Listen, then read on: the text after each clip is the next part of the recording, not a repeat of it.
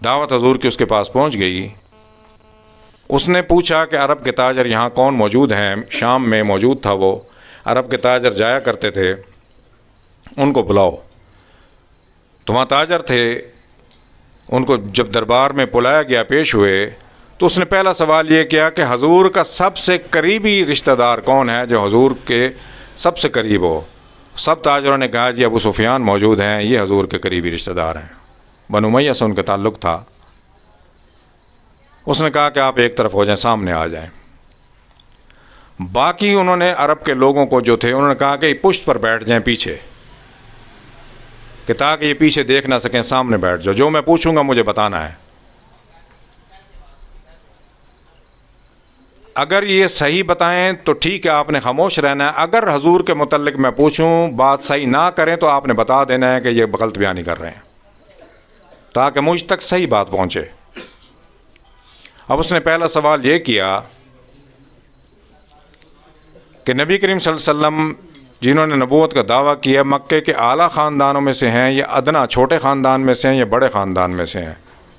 تو ابو سفیان نے کہا کہ کوئی شک نہیں، مکے کے اعلیٰ خاندان میں سے ہیں، مکے کے کعبے کے متولی ہیں، شروع سے اعلیٰ خاندان ہے۔ اس نے پوچھا کہ ان کے خاندان میں پہلے کوئی نبی گزرا ہے؟ انہوں نے نہیں۔ پہلے کوئی بادشاہ گزرا ہے؟ نہیں، کوئی بادشاہ نہیں گزرا۔ ان کے ماننے والے غریب ہیں یا امیر ہیں؟ انہوں نے کہا جی غریب ہیں۔ ماننے والے بڑھ رہے ہیں یا کم ہو رہے ہیں؟ انہوں نے کہا جی بڑھ رہے ہیں ماننے والے۔ انہوں نے پہلے کبھی نبوت کا دعویٰ کیا؟ کوئی ان کو تکلیف ایسی ہوئی ہے، کوئی مرض ہے ان کو کہ ایسی باتیں کرتے؟ انہوں نے کہا کچھ نہیں ہے۔ یہ باتیں مکمل ہو گئی۔ اب ہرکل بولا کہ جب میں نے یہ سوال کیا، آپ سے پوچھا کہ مکے کے اعلیٰ خاندان میں سے ہیں، تو یقیناً نبی اعلیٰ خاندانوں میں سے ہی ہوتے ہیں، اگر ادنا خاندان میں سے ہوگا تو اس کی بات کون سنے گا؟ دوسرا سوال میں نے یہ کیا کہ ان کے خاندان میں پہلے کوئی نبی گزرا ہے؟ تو آپ نے بتایا کہ کوئی نبی نہیں گزرا۔ اگر نبی گزرا ہوتا کوئی تو میں سمجھتا کہ ان کو نبوت کا دورہ ہوتا رہتا ہے، یہ اعلان نبوت کرتے رہتے ہیں۔ میں نے پوچھا بادشاہ کو گزرا ہے؟ آپ نے کہا کہ نہیں۔ اگر کوئی بادشاہ گزرا ہوتا تو پھر میں سمجھتا کہ بادشاہت کے لیے ایسا کر رہے ہیں کہ میں اس طریقے سے بادشاہت سے اپنی سلطنت بنا لوں گا۔ پھر میں نے پوچھا کہ ان کے ماننے والے غریب ہیں یا امیر ہیں؟ آپ نے بتایا کہ غریب ہیں۔ انبیاء کے ماننے والے ہمیشہ غریب ہی ہوتے ہیں، ابتدا غربا سے ہوتی ہے سب نبیوں کی، کہ سرداروں کو اپنی سرداری کا فکر ہوتا ہے، ہر نبی کو سرداروں نے ستایا۔ اور پھر میں نے پوچھا کہ ان کے ماننے والے بڑھ رہے ہیں کم ہو رہے ہیں؟ آپ نے بتایا کہ بڑھ رہے ہیں، تو یہ بڑھتے رہیں گے۔ تو پھر میں نے پوچھا کہ انہوں نے کبھی عہد شکنی کی ہے؟ تو انہوں نے کہا کہ نہیں، کوئی عہد شکنی نہیں کی۔ جو بات کی صادق اور امین یہ پورے عرب میں مشہور تھے، ہم امانتیں ان کے پاس رکھا کرتے تھے، اب بھی امانتیں ان کے پاس رکھتے ہیں۔ اس کا ثبوت یہ ہے کہ جب نبی کریم صلی اللہ علیہ وسلم نے ہجرت کی مدینہ کی طرف، تو حضرت علی کرم اللہ وجہہ کو امانتیں لوگوں کی دے کے آئے تھے، 13 سال ستانے کے باوجود امانتیں پھر حضور کے پاس رکھتے تھے۔ حضرت علی کو امانتیں دے کے آئے کہ امانتیں لوٹا کے آنا جن جن کی ہیں۔ اس نے خط کو سنبھال کے رکھا، وہ دل سے تسلیم کر لیتا۔ اس وقت درباریوں کے وجہ سے، جو کلیسا کے اس وقت پادری تھے، ان کے ڈر کی وجہ سے اس نے اعلان نہیں کیا، خط کو اس نے سنبھال کے رکھا اس نے۔ اور اس نے کہا کہ میں یہ دیکھ رہا ہوں کہ یہ زمین ہم سے سلطنت چلی جائے گی۔ یہاں تک حضور کا خط پہنچ گیا شام تک، حضور کا جہاں جس نبی کی جو چیز جہاں پہنچی وہ سلطنت اس نبی کی ہو گئی، یہ شام چلا جائے گا ہمارے ہاتھ سے۔ وہی ہوا، اور عمر کے دور میں بیت المقدس فتح ہو گیا۔ نبی اکرم صلی اللہ علیہ وسلم نے مدینہ منورہ میں قیصر روم کو، روم کے بادشاہ کو خط لکھا، دہیہ قلبی خط لے کے گئے سفیر بن کے۔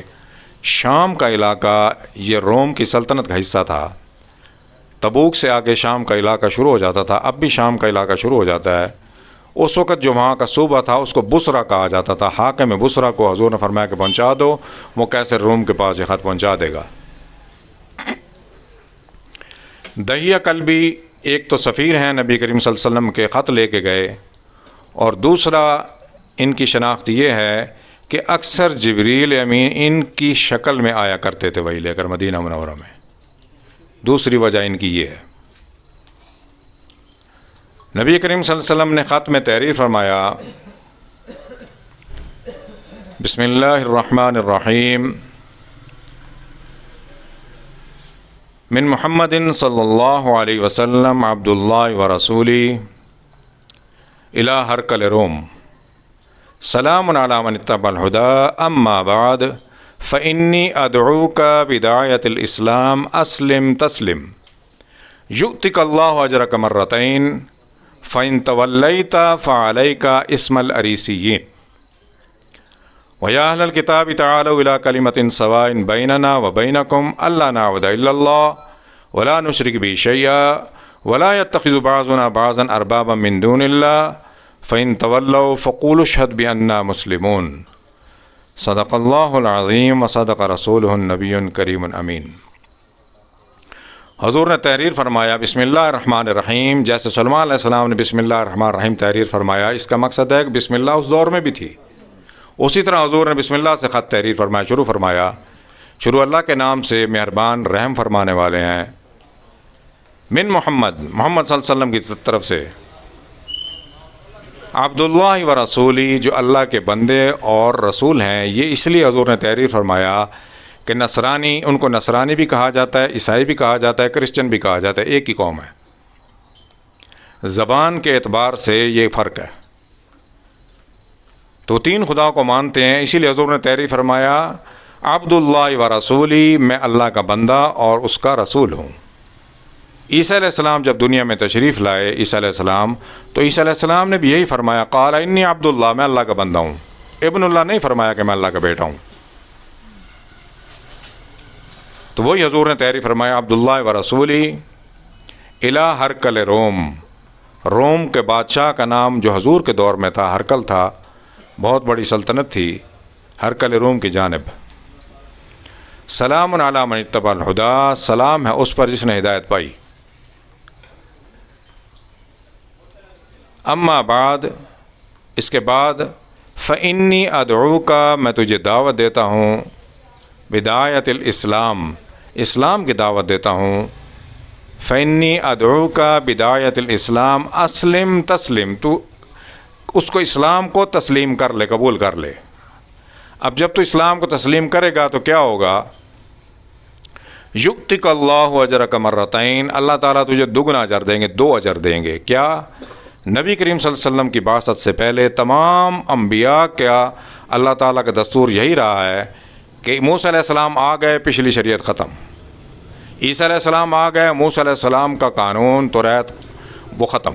نبی کریم صلی اللہ علیہ وسلم جب تشریف لائے تو خاتم النبی ہے نا، تمام انبیاء، تو تجھے دگنا اجر اس لیے ملے گا کہ ایک تو عیسیٰ علیہ السلام کا ماننے والا ہے، عیسیٰ علیہ السلام کا مذہبی پیروکار ہونے کا بھی تجھے ملے گا اجر، اور اسلام قبول کرنے کا بھی اجر تجھے ملے گا، مرتین 2 اجر ملیں گے تجھے۔